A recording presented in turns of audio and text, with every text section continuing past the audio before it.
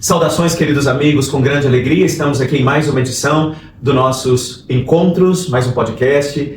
Eu tenho uma imensa alegria de responder minha queridíssima amiga, doutora Júlia Maleta Cancela, que está aqui conosco hoje, e ela vai falar para nós, vai conversar conosco sobre um tema de suma importância: a pessoa em construção, maturidade humana como conquista. Naturalmente, este tema ele vai ser afinado também com um pecado capital. Hoje, o pecado que vamos trabalhar é o orgulho, também chamado a soberba. Que coisa importante este encontro, doutora Júlia. Fico muito feliz do seu sim de estar aqui conosco. Doutora Júlia trabalha na medicina na área de dermatologia, também com medicina da família e é pós-graduanda em psiquiatria infantil. Doutora Júlia, então eu começo aqui perguntando, não, antes da pergunta, bem-vinda, que alegria. Eu que agradeço o convite e a confiança também, né, de abordar um tema tão importante para a maturidade, para a busca, né, da santidade. Estamos aqui num caminho interessante, que é uma travessia da miséria ao altar. Quero lembrar que a doutora Júlia também é catequista. Então, eu já faço aqui uma primeira pergunta para iniciarmos a nossa conversa. A pessoa em construção. O que significa dizer o ser humano está sempre em construção? Como é que você nos diz sobre este caminho de construção permanente? Então, eu aprendi com a pessoa que eu mais amo na vida, que a vida é uma narrativa.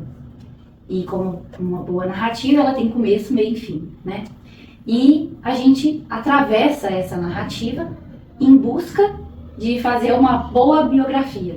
De no final, quando chegar a nossa hora predestinada por Deus, a gente possa, né, olhar para trás e ter feito dessa nossa biografia algo que deixe um rastro. Que a gente olhe para trás e que a nossa missão tenha sido cumprida. E nessa perspectiva, a gente atravessa a vida em busca da nossa melhor versão. No catolicismo, né, a gente coloca isso como a busca pela santidade. E esse sempre em construção, a gente,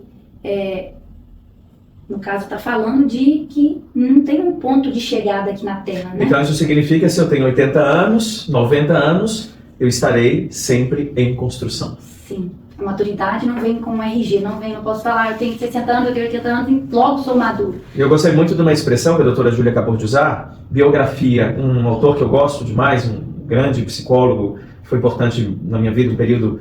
Ele dizia assim: nós não somos só biologia, nós somos biografia. E como isso é importante. E como é que a gente pode, então, encaixar o tema da maturidade nesse processo, que é um tema também delicado, complexo e que exige de nós uma compreensão muito cuidadosa sobre este tema. Então, como você reconhece os sinais de amadurecimento em uma pessoa? Lembrando, não só o amadurecimento natural de um jovem, de uma criança, de um adulto, mas o amadurecimento humano, para se posicionar diante da vida. O que distingue alguém maduro de alguém apenas idoso, por exemplo? Sim, a pessoa madura, que tem a personalidade madura, é a pessoa que sabe responder as perguntas que a vida faz a todo instante com sabedoria, sabe responder bem a essas perguntas. E assim, ela vai responder a essas perguntas dominando seus impulsos primeiros, ela vai responder a essas perguntas com sobriedade, né? E com assertividade, com paciência. Já em contrapartida, um imaturo, ele vai ser dominado pelo impulso, responder inadequadamente as perguntas, né? Buscar sempre uma validação externa, né? Agora, o maduro não, ele sabe que ele mira no transcendente, então ele faz o seu trabalho, ele se dedica diariamente na busca não da aprovação terrena, mas uma aprovação final que virá na glória de Deus, né? Quando ele estiver na glória de Deus. Então, ele não busca essa validação externa, não busca aplauso, ele sabe reconhecer os seus limites, as suas fraquezas, reconhecer que a vida também é feita de sofrimento, né? O imaturo, ele tende muito a não aceitar os sofrimentos da vida, a se apoderar do sofrimento como uma forma de fuga. Interessantíssimo isso que ela está dizendo, porque eu percebo com pessoas que eu lido, talvez eu não possa dizer que seja uma geração mais jovem, seria arriscado dizer isso, a dificuldade de lidar com a frustração. E a pessoa madura, ela lida com a frustração, ela sofre, como é legítimo, da natureza humana, mas ela usa do sofrimento, da dificuldade, da dor, como recurso para ela mesma. Exatamente. E o imaturo, estrutural, ele não consegue lidar com isso, ele desespera, ele desiste, ele deixa de cumprir as suas funções, ele de algum modo vai atrapalhar a sua realização pessoal, a sua vocação, e isso afeta outras pessoas. Aliás, nós estamos falando sobre os pecados capitais. Eu tenho lembrado que o pecado capital é um vício, digo mais, ele é um vírus, ele pode contaminar os outros. E já que a doutora Júlia introduziu esse assunto por este caminho, da validação, como é que fica alguém que tem então esse perfil de um traço mais orgulhoso, já que é um tema que nós propomos para linkar com a maturidade? O orgulho é muitas vezes confundido com força. Então, é necessário distinguir entre autoestima legítima e rigidez do orgulhoso? Com certeza. E eu acho que, só pontuando o que você falou, realmente a gente não pode pôr isso para uma questão dos jovens, né? Porque a gente vê adultos orgulhosos, rígidos, e vemos jovens que têm essa capacidade de aprender com as próprias faltas. Inclusive, tem um livro que eu li de São Francisco de Sales, que é a arte de aprender com as próprias faltas, né? Que fala muito sobre isso.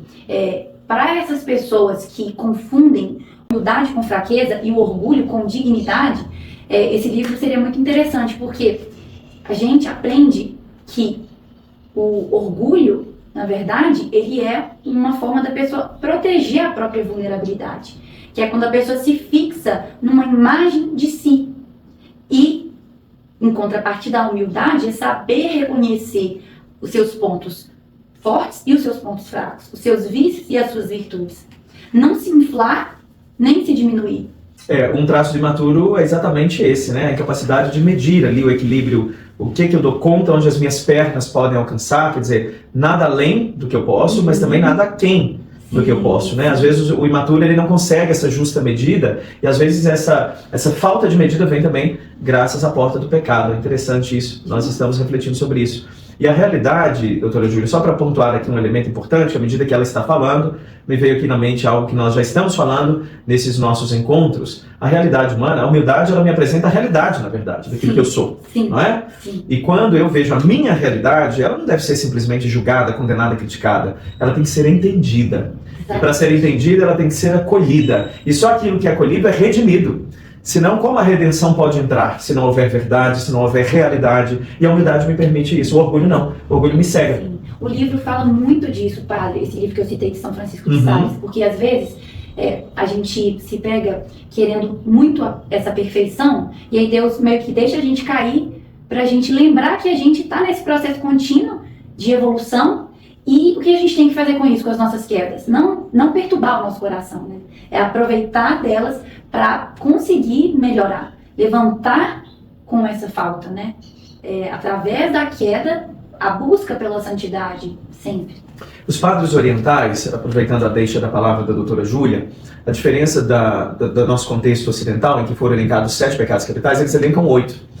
E nesses 8 pecados, não está a inveja, que está no nosso elenco, eles fazem divisão entre vanglória, que é a vaidade, e a soberba, que é o orgulho.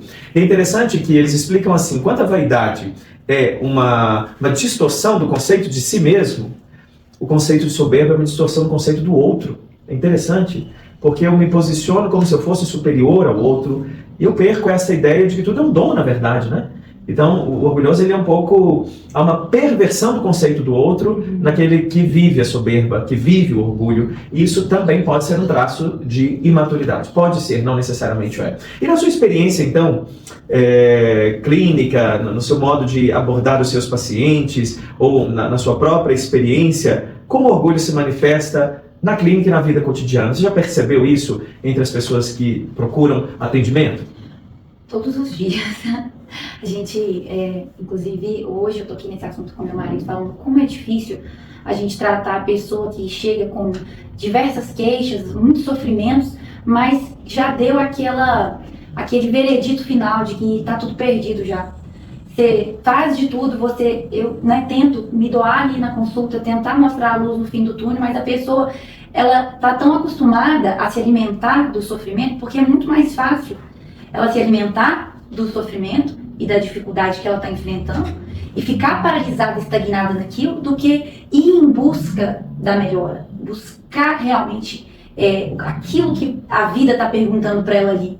entendeu? Então, na minha prática clínica na medicina, né, eu tento convencer o paciente a fazer esse salto, a sair desse sofrimento que alimenta ele ali, para entender o que Deus está querendo dizer ali para ele, o que precisa mudar para que esse sofrimento tenha o sentido que ele precisa ter, porque todo o sofrimento que acontece, tudo que acontece tem um sentido, as coisas boas, as coisas ruins, elas são enviadas por Deus justamente para esse processo de melhora, né, de aperfeiçoamento do nosso ser.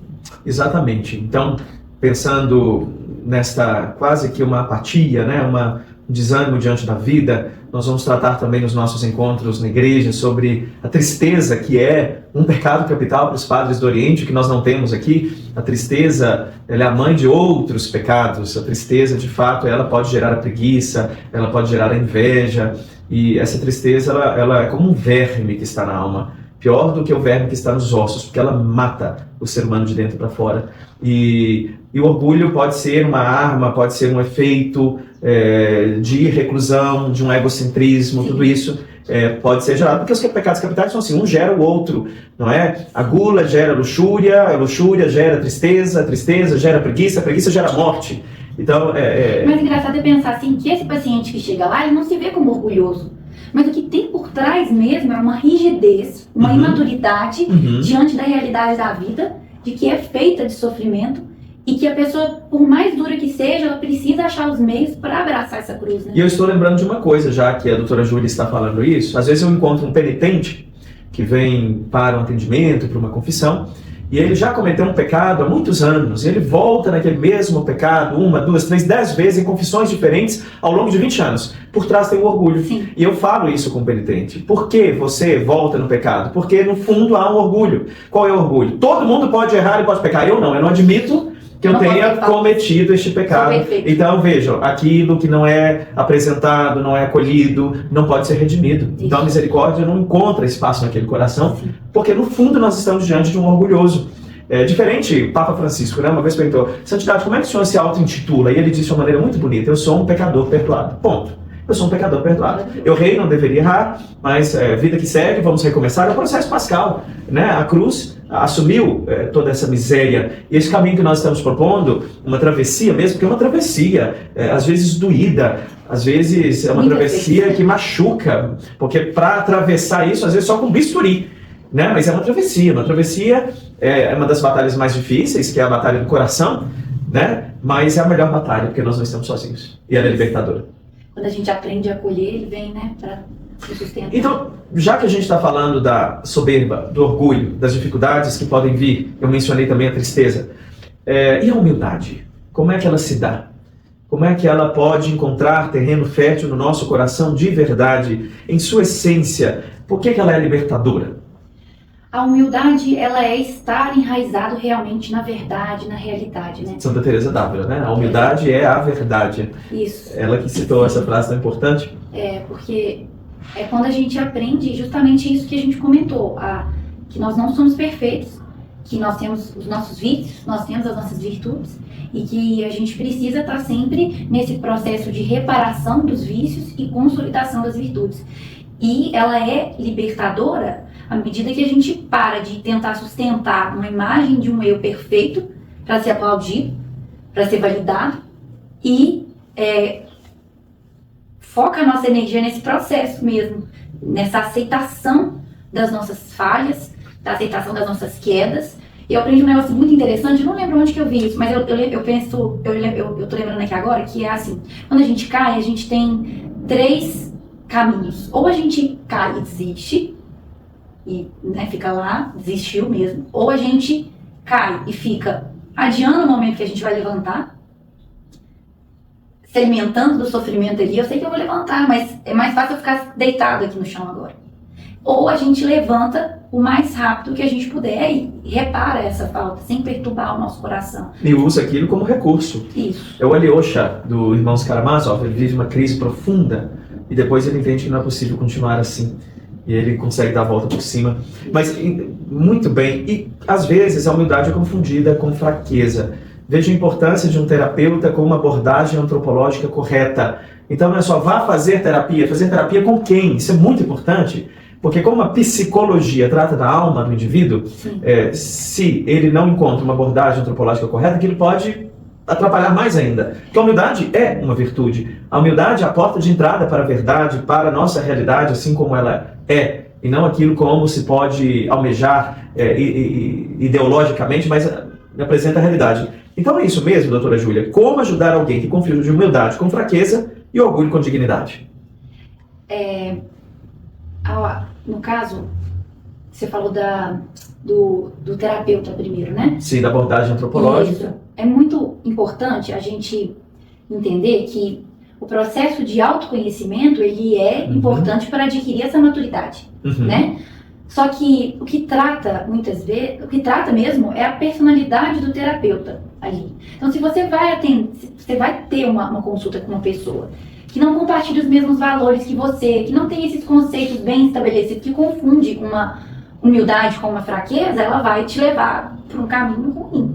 Então é necessário não só a formação técnica, porque isso é necessário, né? A moral. Ter uma boa formação técnica, científica da área, não é? Sim. Como todo profissional em todas as áreas, mas também ter uma abordagem antropológica correta. Sim. Então não basta o diploma de Harvard, eu preciso ter uma abordagem correta, uma abordagem centrada. E que gesto ou prática simbólica você recomendaria, doutora Júlia, para quem deseja crescer em humildade, lidar com as suas questões de maturidade, porque todos nós podemos ter algumas áreas, algumas dimensões que são ainda imaturas, outros têm uma estrutura muito marcada pela maturidade muito forte. Então, para adquirir essa liberdade interior e este processo de humildade que é tão importante para todos nós, que gesto ou prática simbólica você recomendaria para nós encerrarmos a nossa conversa? Então, eu vou falar brevemente de 3, padre. Primeiro é o exame de consciência.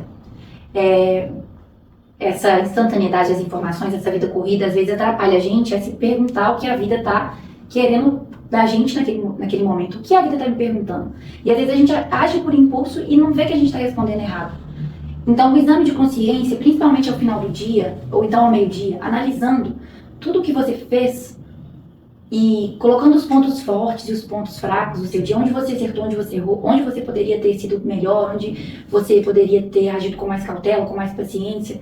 É uma prática que auxilia muito em conseguir reconhecer essas perguntas que a vida fez e que eu respondi bem ou respondi mal.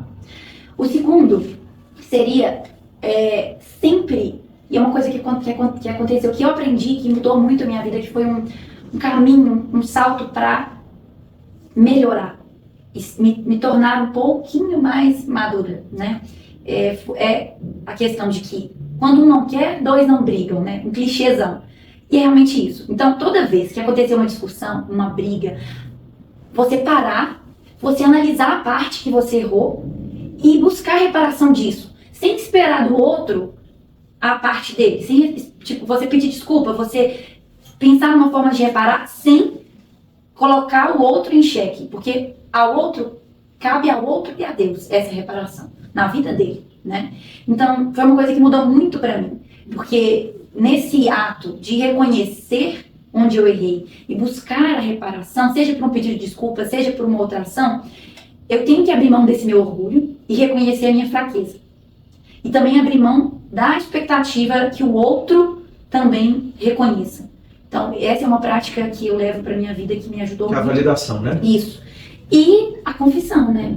A confissão, ela, né, quando bem feita, e mesmo que sem pecados mortais para serem confessados, uma prática frequente de confissão, às vezes de pecados veniais, ela ajuda a gente a se ver mesmo, a enxergar as nossas limitações e buscar a reparação delas. E com a graça, né, do sacramento.